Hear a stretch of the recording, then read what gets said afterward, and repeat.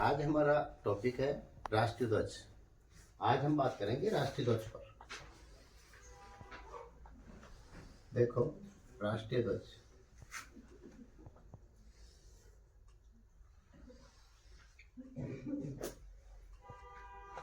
सभी बच्चों को पता है। राष्ट्रीय ध्वज 3 रंग का होता है। सबसे ऊपर केसरिया रंग होता है,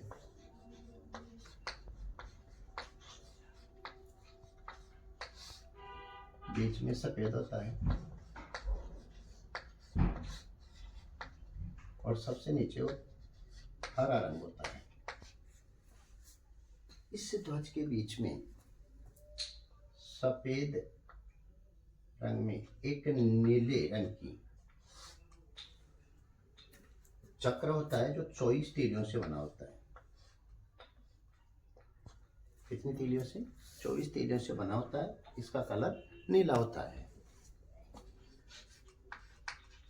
नीले रंग में होता है।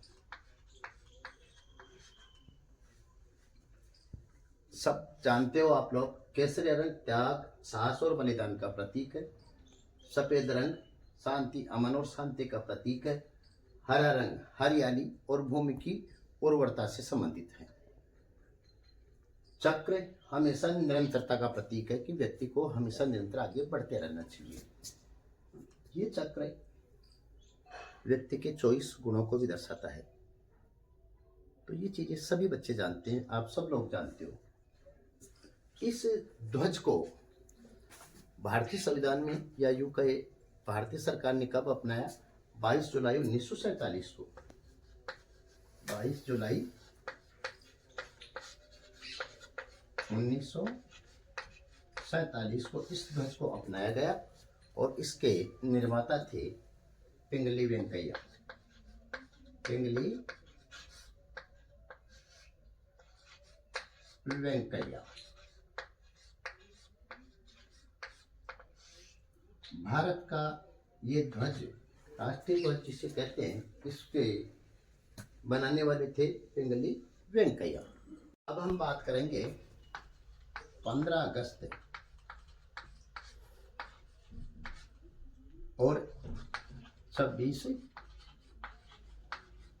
जनवरी जो ध्वजारोहण होता है वो 15 अगस्त को कौन करता है, 26 जनवरी को कौन करता है, इस संबंध में बात करते हैं। तो 15 अगस्त को तो प्रधानमंत्री द्वारा ध्वजारोहण किया जाता है। ध्वजारोहण किया जाता है किसके द्वारा? प्रधानमंत्री के द्वारा। 26 जनवरी को राष्ट्रपति द्वारा झंडा फहराया जाता है।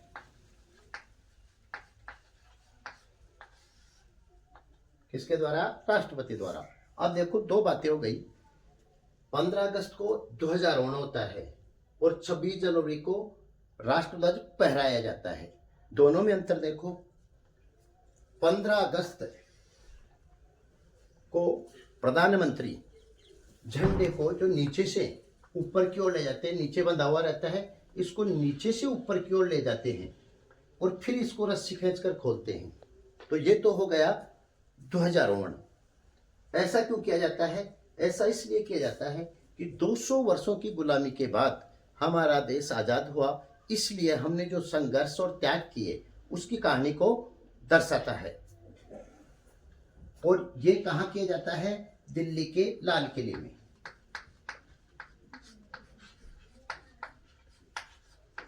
ये ध्वजारोहण प्रधानमंत्री द्वारा कहाँ किया जाता है? दिल्ली के लाल किले पर। तो समझ में आ गया, ध्वजारोहण का मतलब 15 अगस्त को प्रधानमंत्री द्वारा ध्वजारोहण किया जाता है। ध्वजारोहण कैसे होता है? झंडा नीचे बंधा हुआ रहता है, झंडे को नीचे रस्सी द्वारा नीचे से ऊपर की ओर खींचा जाता है और फिर इसको रस्सी द्वारा खींचा जाता है तो झंडा खुल जाता है। इसे ध्वजारोहण कहा जाता है। अब देखो, 26 जनवरी को फहराया जाता है। इस दिन 26 जनवरी को फहराना क्यों? क्योंकि ध्वजारोहण के समय हमारा देश, ध्वजारोहण जब किया जाता है तो तब हमारा देश आजाद हुआ था।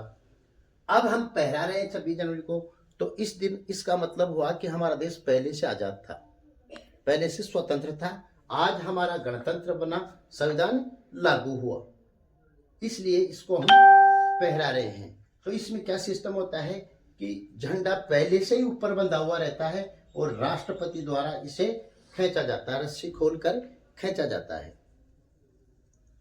ये राष्ट्रपति जो 26 जनवरी को पहराते हैं वो कहाँ पर?